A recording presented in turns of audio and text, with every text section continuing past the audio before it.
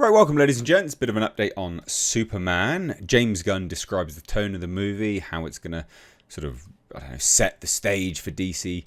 And also, one thing which I think will, it'll either be make or break for some people anyway. He described the movie as a very much a James Gunn movie, which will be music to some people's ears and not so much to others. If you like James Gunn, you will probably love that. If you don't, you will probably hate that. All depends what side of the aisle you sit on. But anyway, we're going to dive into this. Please do hit subscribe.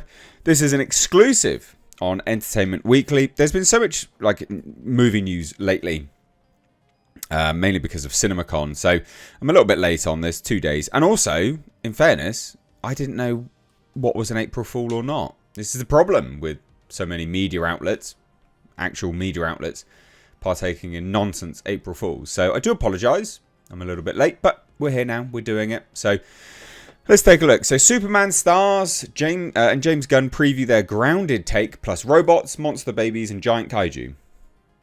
That all seems like a contradiction, but hey, let's see what they say. There is supposedly confirmed a 5-minute preview of Superman to be played before Minecraft. So if anyone's going to go watch Minecraft, probably today previews and also tomorrow when it releases, you will get more Superman. But here we have it here. This is them at CinemaCon. And it says, with James Gunn's Superman flying to theatres faster than a speeding bullet, the filmmaker and his cast are starting to peel back the cape on what promises to be a fresh take on familiar characters. The Guardians of the Galaxy director and now CEO of DC Studios, was on hand at CinemaCon in Las Vegas on Tuesday along with his cast, including David Corenswet as the Man of Steel, Rachel Brosnahan as his girlfriend and intrepid reporter Lois Lane, and Nicholas Hoult as villainous billionaire Lex Luthor. So together they introduced a sneak peek at the film. The footage starts similarly to the already released trailer, showing an injured Superman crash landing in a frozen tundra and calling Krypto for help. The Superdog drags our hero to his Fortress of Solitude, where his robot caretakers get to work healing him with the power of Earth's yellow sun.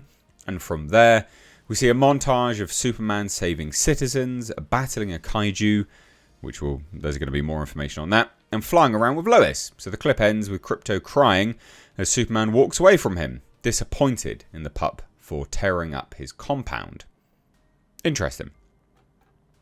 So, before Gunn and company took to the stage at the Coliseum in Caesar's Palace, they sat down with Entertainment Weekly backstage to share more about this summer's most highly anticipated film, from the grounded relationship that formed the story's backbone to its more fantastical elements like monster babies and giant kaiju.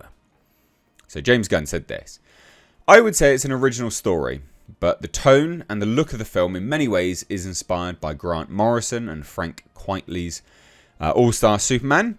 But if I wrote my own story, then I could just rip off their look. No, I'm kidding.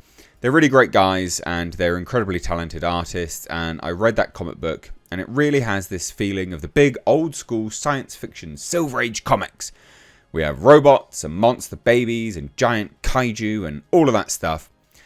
But that is also grounded around these incredibly real relationships with a couple that has started dating a few months ago. And now they're really learning the ins and outs of each other. What's good about them? What's not so good about them? And what are their ideals like? We have Lois Lane, who's a pragmatist, and Superman is an idealist. And how does that work together? My wife and I are like that, actually. So he was then asked, what would you say is the central conflict of the story? Gunn says, I think we weave in and out of various conflicts, but the central conflict is between... It's a love triangle, Nicholas Hoult said. The central conflict revolves a lot around Lex Luthor's attempt to defeat and destroy Superman.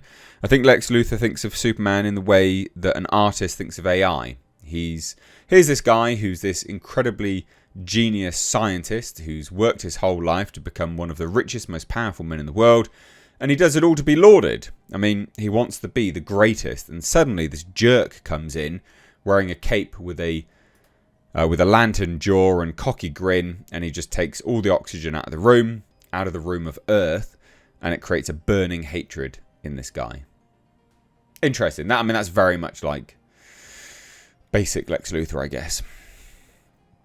So David, Rachel and Nick, there have been a lot of incarnations of these characters over the years. How would you describe your approach and what made it feel unique? So David said, Superman actor, I think with characters that have been around for so long, have had so many wonderful iterations on screen and in print, live plays, etc.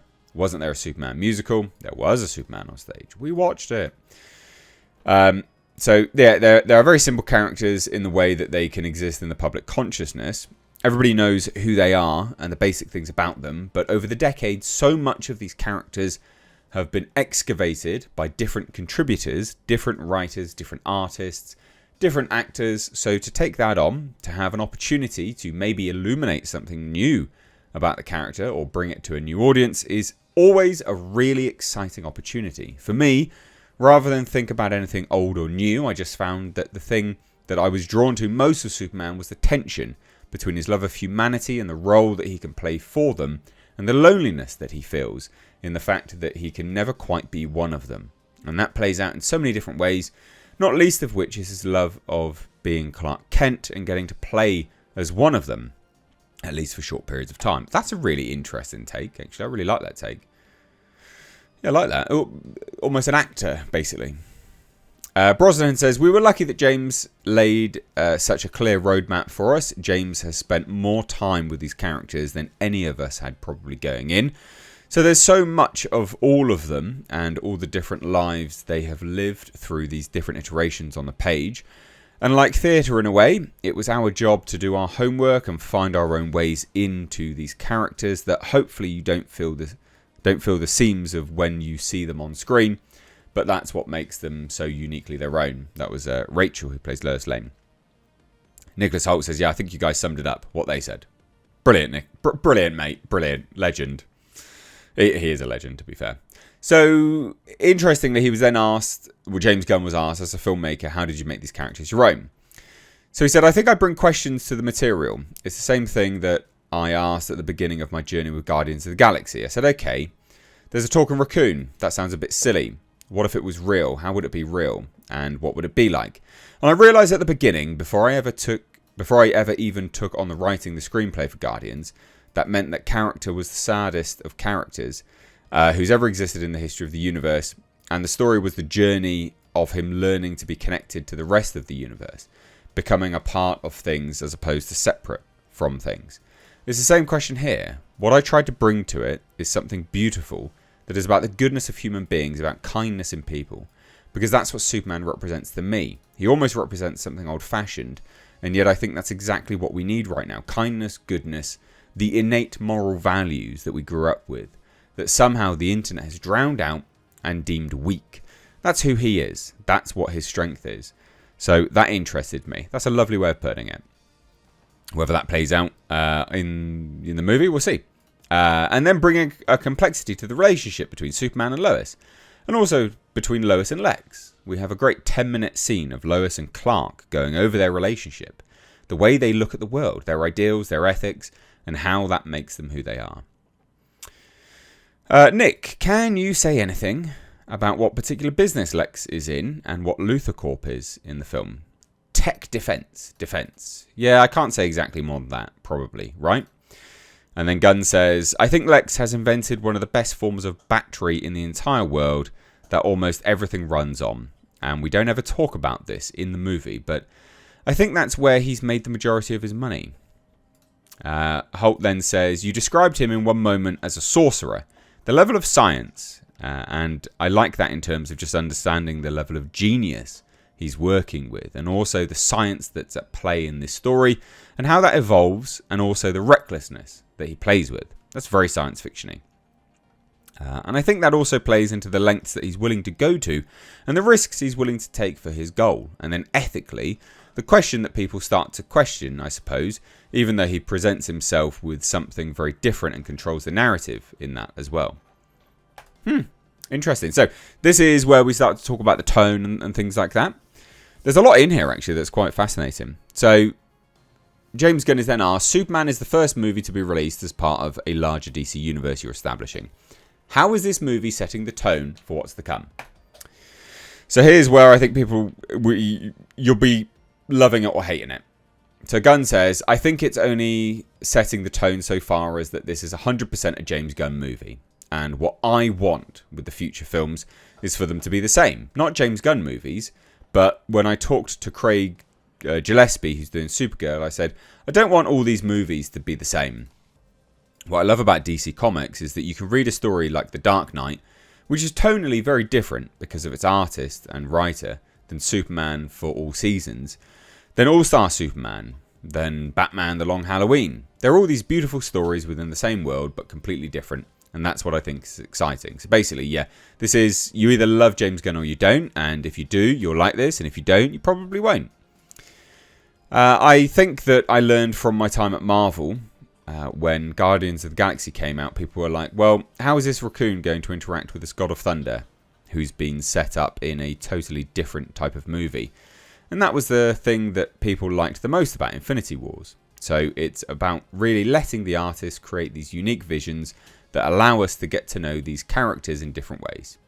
I look forward to the time when these characters, one of them does show up pretty soon, two of them actually, so anyway, when they get to see them in a totally different light, in a totally different genre, and a film that isn't the big spectacle action adventure, maybe something more dramatic, maybe something more comedic, whatever. And to see these characters in a slightly different light portrayed by the same actors. So that's good. They talk a little bit about the love story between Superman and Lois. Not that interesting, quite frankly. And then that's basically it. I'm not going to continue talking about this because it's really not that interesting. There you go. What do you guys think? Leave it down below. I'd be genuinely curious to hear your thoughts. Again, it's very much a James Gunn movie, 100% a James Gunn movie. You either love it or you hate it, I think. And yeah, it'll be interesting to see how this goes. Leave your thoughts down below. Take care. Bye-bye now.